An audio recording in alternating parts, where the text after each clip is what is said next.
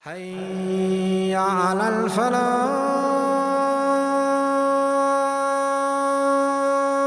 Life is short. Think a lot about those who have left this world. It will remind you that you too need to leave. If people say, I don't want to think of death because it makes me depressed, it means they are leading a life that is not the way it should be.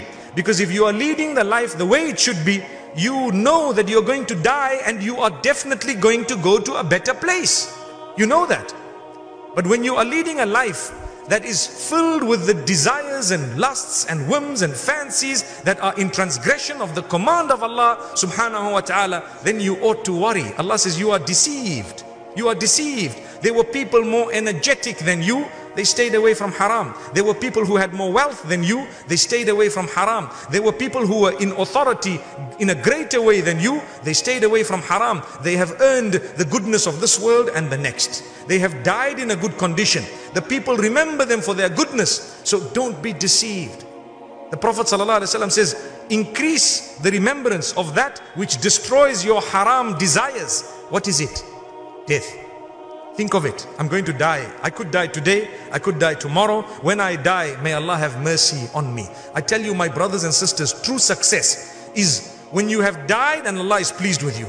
No matter what age you have died, you could die at 10, at 20, at 50, at 100. That is besides the point. The point is, was Allah pleased with you when you died? If so, don't worry about what you've left behind.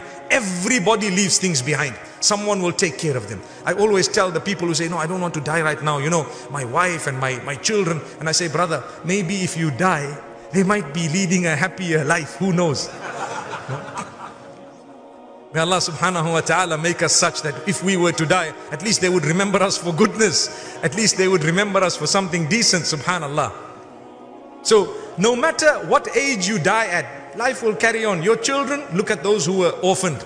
Your wife, look at those who were widowed. Subhanallah. Things will happen. Your husband, etc. May Allah subhanahu wa ta'ala grant us goodness and ease. Like I said, the idea, you got to please Allah. That's what it is.